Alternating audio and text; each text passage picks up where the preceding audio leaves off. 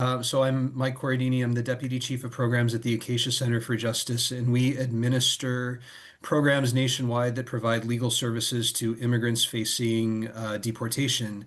Not surprisingly, over the last 6 months, we've faced a lot of changes in the work that we've been doing. All 8 of our federally funded programs have been either paused or terminated. They are all in various stages of federal litigation.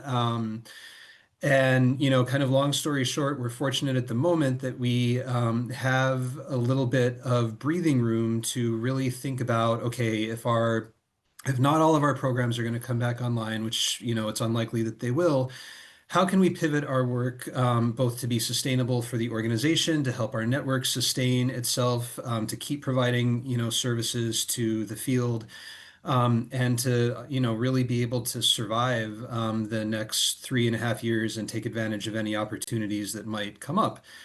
So we're embarking on what we kind of call a pivot process, where we're thinking about how we can pivot our work away from federally funded programs and towards some of these things. We've devised kind of a few pillars that we're focusing on. We want it to be a really, consultative and engaged process with all of our staff. So we've charted out a process that has started with kind of introducing the pillars that we're thinking about. I created a form, which is the spreadsheet that you're seeing here. That's kind of the output from that form.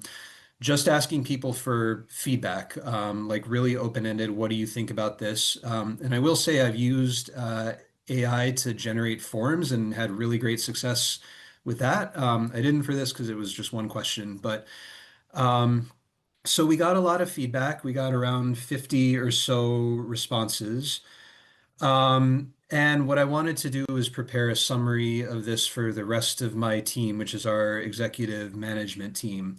And I don't have the original prompts that I used, so I tried to recreate it today a little bit and do a little bit of a better job.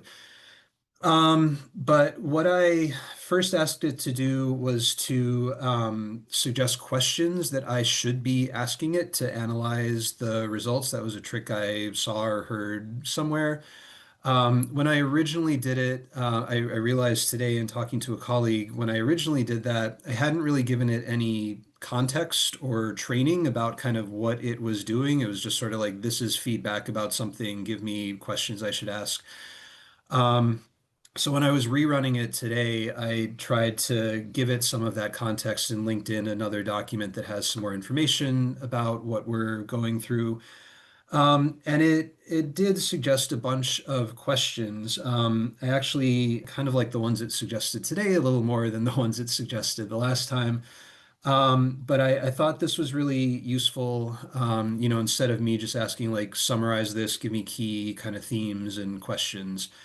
So with the original questions, I took most of them, but not all of them, and asked those questions. And I generated um, basically this document where I kind of put the results of it for each of those questions in there. And then I read through it, highlighted some, key takeaways, and made this kind of one-page summary at the beginning. I really, part of the issue I was having is there's a lot of repetition, I think, in the output it gave. And again, I couldn't tell if that was because it was sort of a limited data set where we're asking people to talk about sort of a limited universe of things. I did at one point, like I had read through some of the responses, and there were some really unique like pieces of feedback. There was a lot of repetition, but there were some really unique pieces. And I tried to get it to pull those out, and I wasn't really successful with that. Like it didn't extract the things that I, expected it to. Um, so I do think that this was really useful. It saved me some time in not really having to read through all the answers, which I read through most, if not all of them, and I do think that was important. But it's one thing to read, right, and it's another to take that and put it into like a format that's useful for yourself and for other people. Um, the next thing I'm going to try to do, and this is where I'd really like to improve kind of how I'm doing this, is we are hosting focus groups for all of our staff. So we've done two already. We have another one, and each one is actually three focus groups. So we'll have nine groups altogether, where we have a list of questions, about six questions, which now that I think about it, actually did ask AI to suggest what are some questions we should be asking. And I think they were, good questions. We're getting really great feedback. There's a ton of it. And I mean, it doesn't really matter, to show you the document, but I kind of put it all in one document. There are 22 pages of notes. And I'd really, at the end of the day, like to be able to use AI to pull out those kind of common, themes and questions and unique insights for each of those questions, and be able to have, that discussion both with my team and then to kind of have that as something to give to our entire staff that they can kind of provide um, feedback on.